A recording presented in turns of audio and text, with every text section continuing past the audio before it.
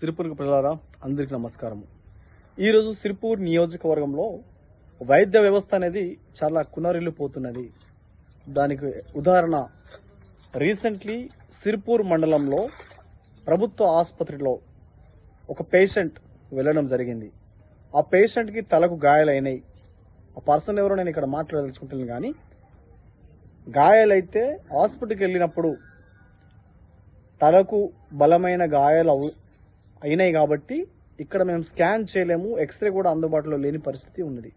ఆ పేషెంట్కి ఎక్కడ రెఫర్ చేశారు అంటే, మీరు బయట వెళ్ళండి, బయట స్కానింగ్ సెంటర్లో వెళ్ళి తెలుస్తేనే కానీ అప్పుడు మేము దానికి ట్రీట్మెంట్ అనేది మేము చెప్పలేమని చెప్పడం జరిగింది. అలాంటి పరిస్థితులలో ఒక పేషెంట్ సీరియస్ అయితే ఆ పేషెంట్ అనేవాడు ఖచ్చితంగా చనిపోయే పరిస్థితి వస్తుంది. ఎందుకంటే ఈ నియోజకవర్గంలో అందరూ కూడా పేద వర్గాలు ఉన్నారు కాబట్టి డబ్బులు లేని పరిస్థితులు చాలా పేద వర్గాలు ఉన్నాయి. కాబట్టి నేను ఒకటే రిక్వెస్ట్ చేస్తున్నా, ప్రభుత్వానికి రిక్వెస్ట్ చేస్తున్నా, వైద్య శాఖ మినిస్టర్ కూడా నేను చెప్తున్నాను, అదేవిధంగా జిల్లా కలెక్టర్ గారికి చెప్తున్నాను, అదేవిధంగా సిరిపూర్ ఎమ్మెల్యే పాల్వాయి హరీష్ బాబు గారికి కూడా నేను రిక్వెస్ట్ చేస్తున్నాను. దయచేసి మీరు ఒక డాక్టర్ కాబట్టి ప్రజల నాడి అనేది మీరు తెలుసుకోండి.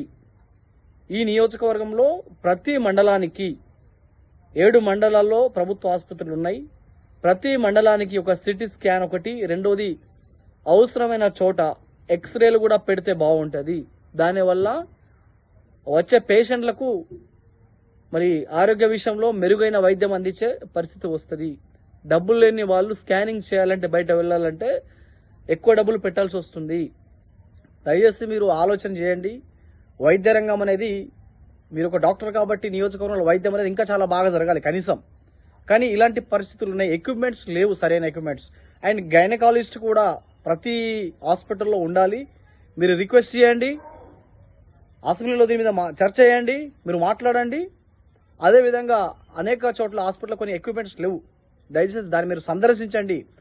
సిరిపూర్ గవర్నమెంట్ హాస్పిటల్ అయితేనేమి, ప్రతి హాస్పిటల్లో ఎమ్మెల్యే పాలు హరీష్ బాబు గారు మీరు వెళ్ళండి, పారదర్శకంగా అక్కడ రోగుల పరిస్థితి తెలుసుకోండి.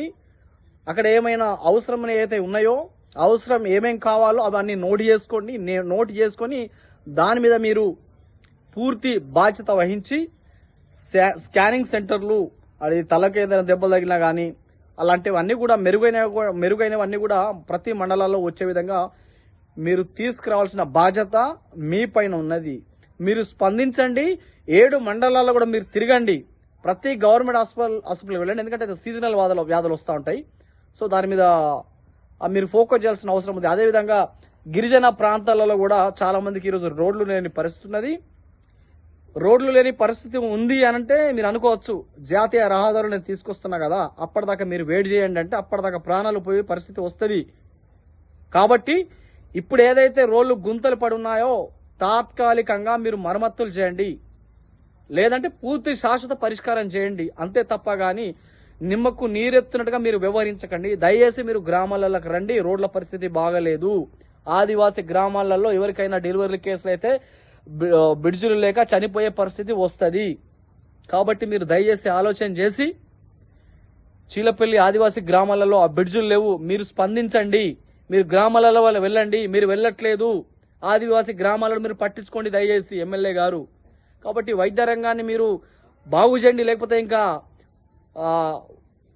పేషెంట్స్కి అన్యాయం జరిగిపోతుంది. కాబట్టి మీరు అంత దృష్టి సారించండి. మీరు ఒక డాక్టర్ కాబట్టి మీరు వైద్య రంగాన్ని మీరు అభివృద్ధి చేయండి. మిగతా ఏ రంగాన్ని కూడా అభివృద్ధి చేసే పరిస్థితికి మాకు కనిపిస్తలేదు. కాబట్టి కనీసం మీరు చదువుకున్న న్యాయం చేసి వైద్య రంగాన్ని గాడిలో పెట్టాల్సిందిగా నేను మీకు డిమాండ్ చేస్తున్నాను ప్రజల తరపున.